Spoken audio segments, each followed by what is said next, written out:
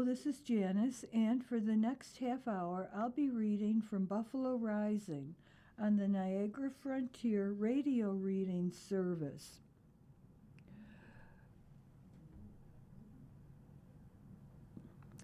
Providence Farm Collective launches 5th season of International Farmers Market in Buffalo. Providence Farm Collective, PFC, will be launching its International Farmers Market on Saturday, June 27th from 10 a.m. to 2 p.m. at 130 Grant Street. 2026 marks the 5th year that this Saturday's market has been produced. Each year, the arrival of the market signals that the neighboring community, a USDA-designated food desert, has direct access to fresh, culturally significant produce grown by under-resourced farmers. Providence Farm Collective International Farmers Market isn't like any other farmers market, said LOC Tran Markets manager. Whether it's tomatoes, corn, bitterball, eggplants, amaranth leaves, roselle, or okra, we have something for everyone. We accept a variety of payment options, along with offering double-up food bucks for SNAP recipients. The International Farmers Market is much more than a traditional farmers market. Along with wholesome produce, the market curates a sensational lineup of alternating programming that includes music and dance by Nusantara Arts, food from Soulbox, and even a cyanotype making activity. And there is a photo even of dancers from Nusantara Arts Music Group. They look lovely. This year's market opening, Saturday, June 27th, coincides with the annual Taste of Diversity Festival. It also occurs during the annual Buffalo Myanmar Water Festival, which is 11 a.m. to 8 p.m. on Grant Street between Akenville and Breckenridge. The Water Festival features traditional Burmese dances, live Burmese music, New Year songs, Thanyat performances, water pouring stations, and street vendors.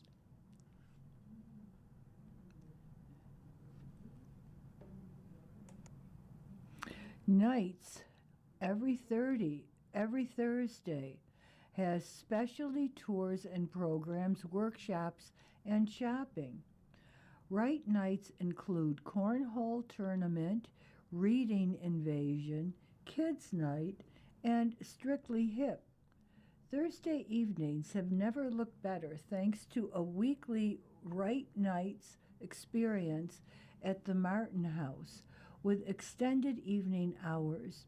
These special evenings allow for curated experiences that include a cornhole tournament, a reading invasion, a kids' night, and a performance by Strictly Hip. This popular summer tradition offers unique opportunities to explore Frank Lloyd Wright's architectural masterpiece after hours through special tours, hands-on workshops, engaging programs, live music, and more.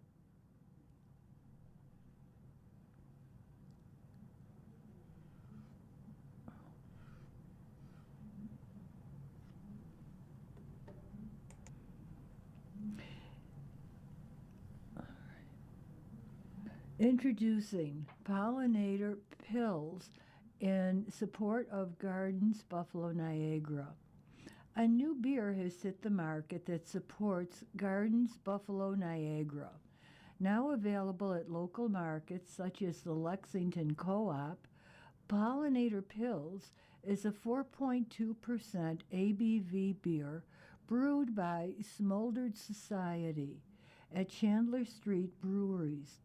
The beer is brewed with a Czech yeast blend, along with Triumph, Magnum, and Kasbek hops. Each and every beer purchased supports the free public offerings affiliated with Gardens Buffalo Niagara, such as Garden Walk Buffalo, the Eastside Garden Walk, Urban Farm Day, Conservation Day, and Lunenfeld Beautification Grants. It was graphic designer Jim Charlier who designed the label for Pollinator Pills. Charlier also happens to be the former president of Garden Walk Buffalo, the largest garden tour in the U.S. On Wednesday, July 22nd, from 5 p.m. to 9 p.m., a Blooms and Brews summer fundraiser will be held at Chandler Street Breweries, located at 166 Chandler Street, Buffalo, New York, 14207. Of course, the Pollinators Pills will be available at the celebratory garden event in support of Gardens Buffalo Niagara. The next time that you head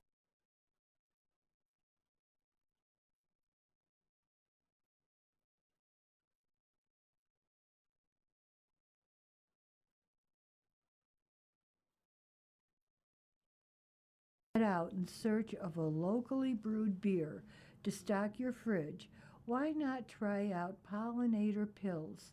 After all, the purchase power that goes along with it helps to support Western New York's role as a pollinator-friendly region.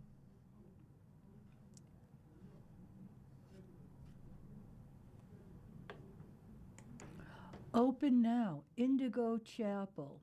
The former tabernacle, located on Lafayette Avenue near the corner of Grant Street, is now home to Indigo Chapel. There were a lot of components that needed to come together for this one to launch, but bar venue owner Sean Burke managed to pull everything together nicely over the course of 9 or so months. Last evening, I stopped in to see the glorious bar and music venue, which thankfully retains much of the colorful aesthetic appeal from the days of the tabernacle. Burke was behind the bar serving up beer, wine, and cocktails with the help of 2 other seasoned bartenders. The drinks were flowing and everyone was happy to see the building, dormant since 2019, back in action. Aside from live music, Indigo Chapel will also be a busy social hub with game nights, art exhibits, an array of performances, trivia nights, etc. I initially posted on news of Indigo Chapel back in October after I spoke to realtor Camelo Parlato, who had initiated the sale of 212 to 2020 Grant Street, including the former Sweetness 7 coffee shop and the historic circa 1922 Tabernacle. It took some time to get the Tabernacle venue up to snuff, but the wait was certainly worth it, according to Burke, who had his hands full behind the bar. The pub-style menu at Indigo Chapel includes sanctified chips, soups, salads, a holy mac and cheese, paninis, and roast beef and turkey sandwiches served on ciabatta. The cocktails are named after various tarot cards, such as the Hierophant and the Moon.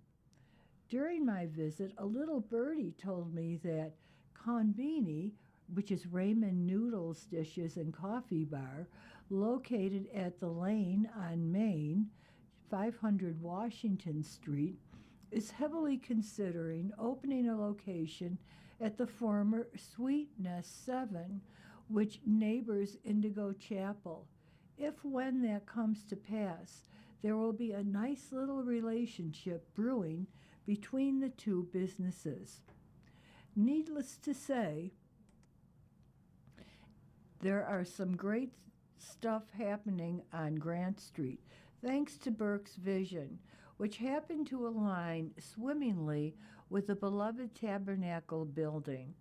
It's the perfect fit so far, and he's just gotten his feet wet. It won't be long before he creates a big splash in the neighborhood when the live music kicks in.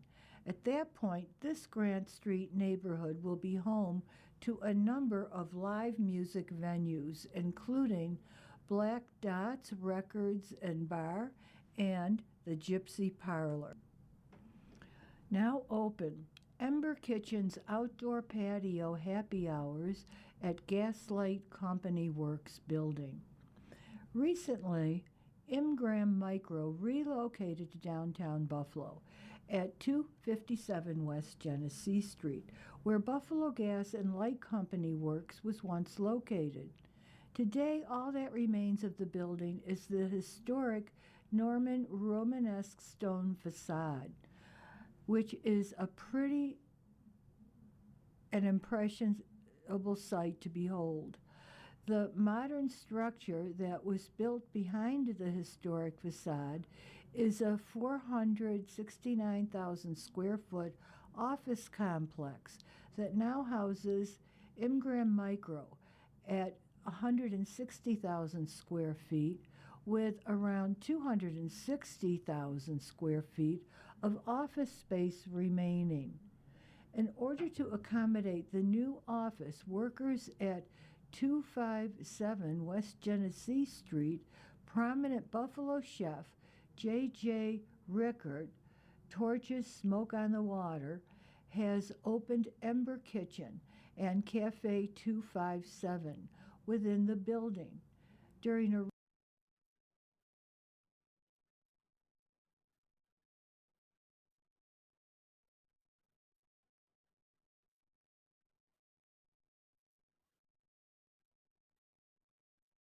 recent visit to see Jack Reed, who is now bartending at Ember Kitchen's sprawling upper deck, we happened upon Rickert, who graciously toured me and my friend Dave Casentino of Aroma on Bryant around the food and hospitality facility, all of which is open to the public.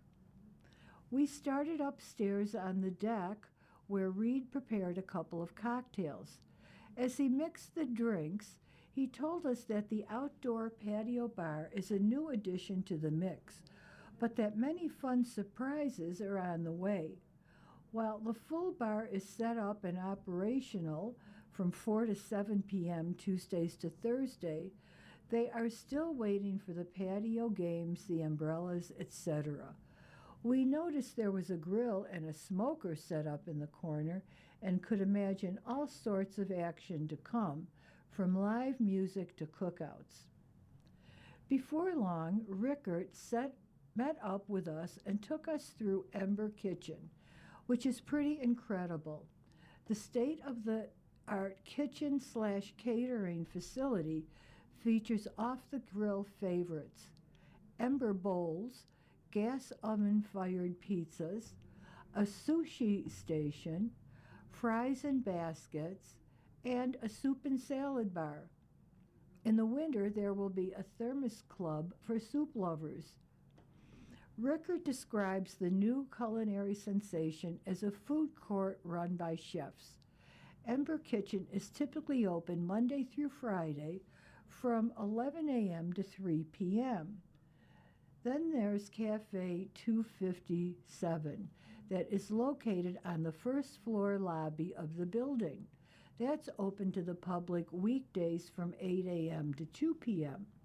The culinary offerings available at the cafe are prepared by Ember Kitchen and delivered hot and fresh, featuring grab-and-go breakfast, including breakfast sandwiches, croissants, pastries, crispy potato skewers, croque madame, and brioche, and plenty of cafe favorites.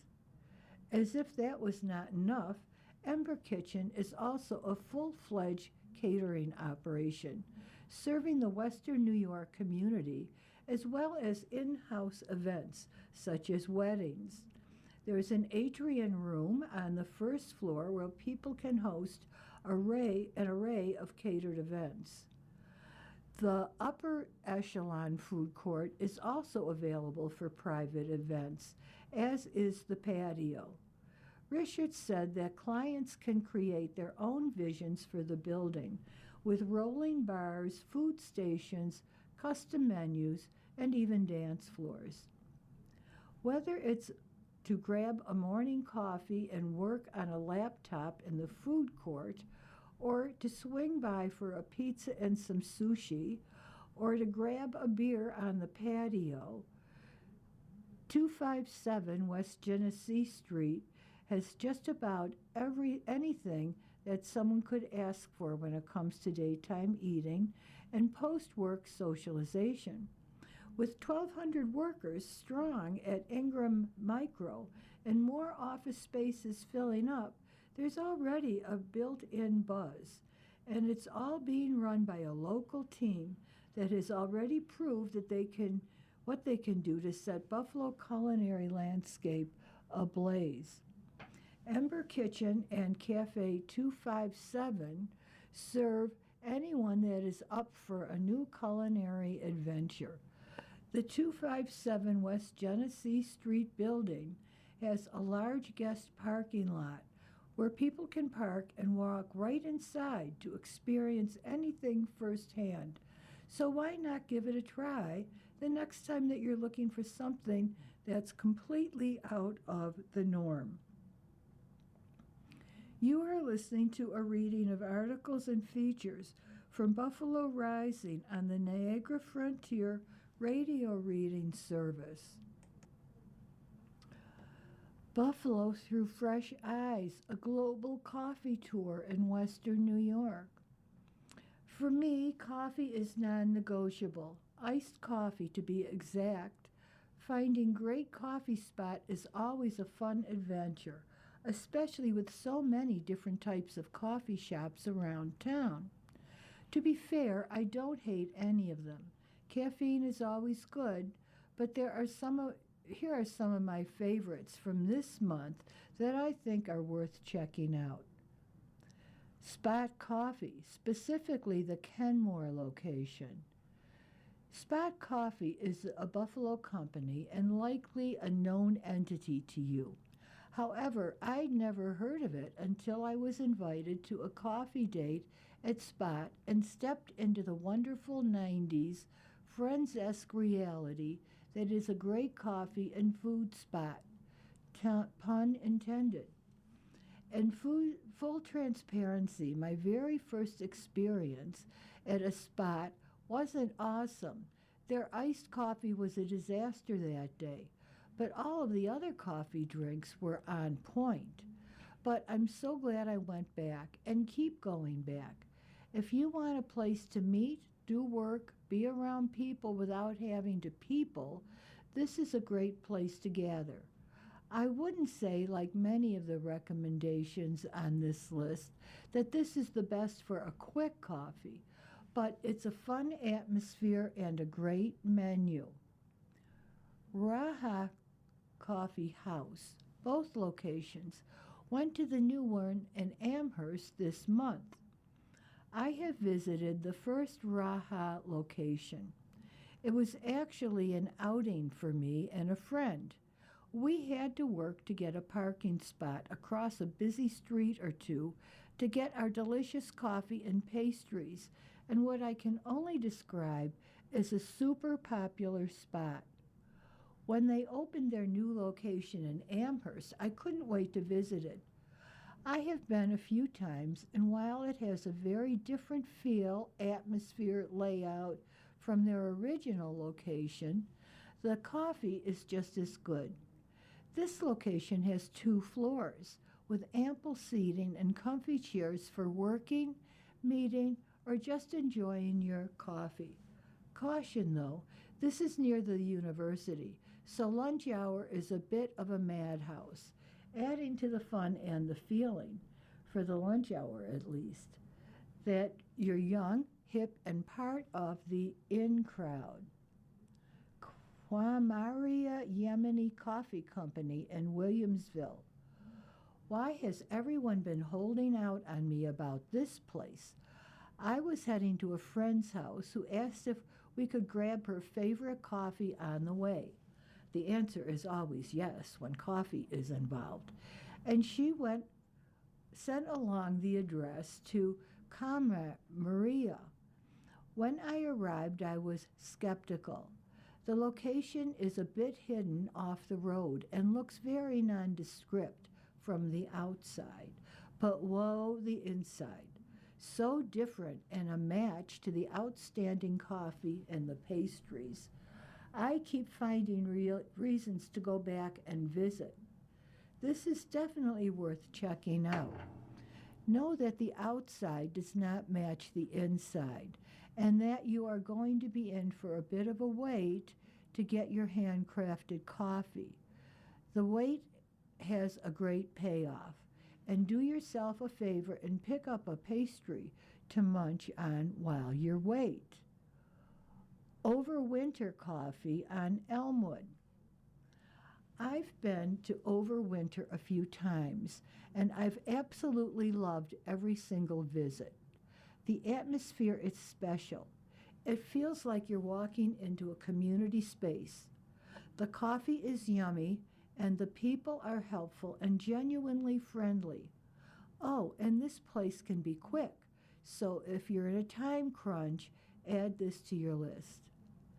My current favorite location is the one in Elmwood, but they are all worth a visit, especially if you want to meet a friend or people watch in the Elmwood neighborhood. Help me understand Seven Brew in Amherst. Friends, this is where I'm asking for your help. I love seeing a business doing amazing, and Seven Brew absolutely is. And I'm so curious what the draw here is. Please tell me if you visited it. In fairness, I am constantly stuck on Bailey between the insane traffic to get into Seven Brew. So I may be a bit biased, but genuinely, what stands out for you at this spot? Is it worth the long lines? Tell me all the things. You can email me at mel@buffalorising.com. Huge win. Jay's Artisan Pizza snags illustrious rankings by 50 Top Pizza. Buffalonians love their pizza. These days there are virtually limitless styles to choose from, including Cub Char Buffalo style, of course. For those that do some traveling, they might be aware of the various other hometown styles of pizza that can be found around the U.S., including Detroit, thick crust, Chicago, deep dish. The list goes on. When it comes to ranking pizzas in the U.S. and the world, one of the most reputable resources is 50 Top Pizza. For many, this pizza roadmap is considered the Michelin Guide to Pizza. That's why when 50 Top Pizza recently announced that Jay's Artisan Pizza was ranked the number 7 best pizza in the U.S. and number 14 best pizza in the world, it confirmed that what many Buffalo's Onions already knew. This city continues to be a top contender, not just for Buffalo-style pizza, but Neapolitan as well. Being repeatedly recognized for having one of the best Neapolitan-style pizzerias in the world is a status that should be duly praised and flaunted.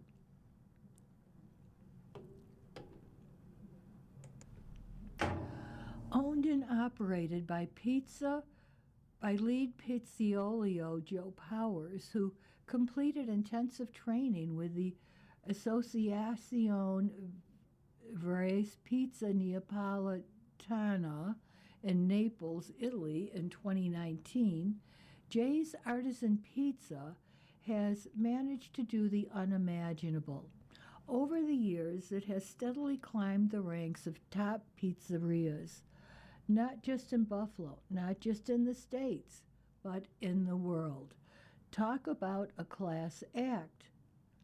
To be ranked number 7 by Top 50 Top Pizza is an incredible honor and a milestone for our entire team at Jay's Artisan Pizza, said Jay's Artisan lead pizziolo, Joe Powers, who was bestowed the coveted accolade during a ceremony at the Morris W. and Fannie B. Haft Theater at the Fashion Institute of Technology in New York City.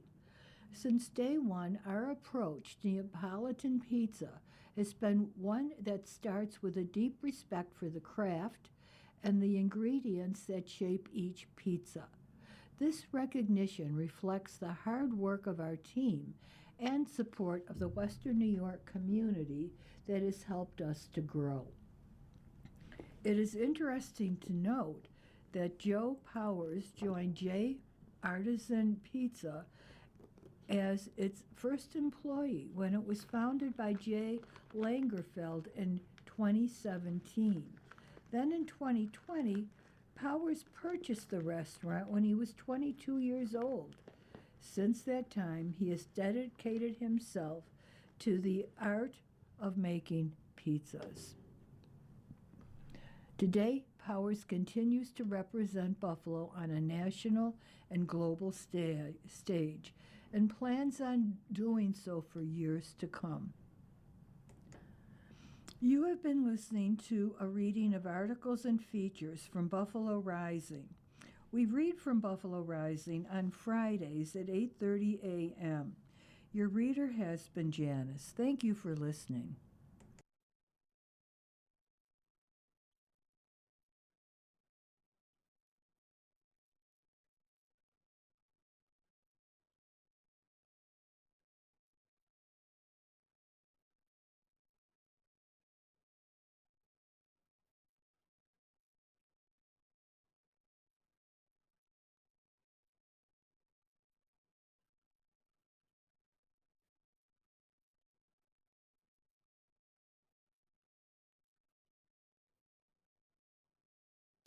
Good morning. Welcome to another broadcast day on the Niagara Frontier Radio Reading Service, a private not-for-profit organization.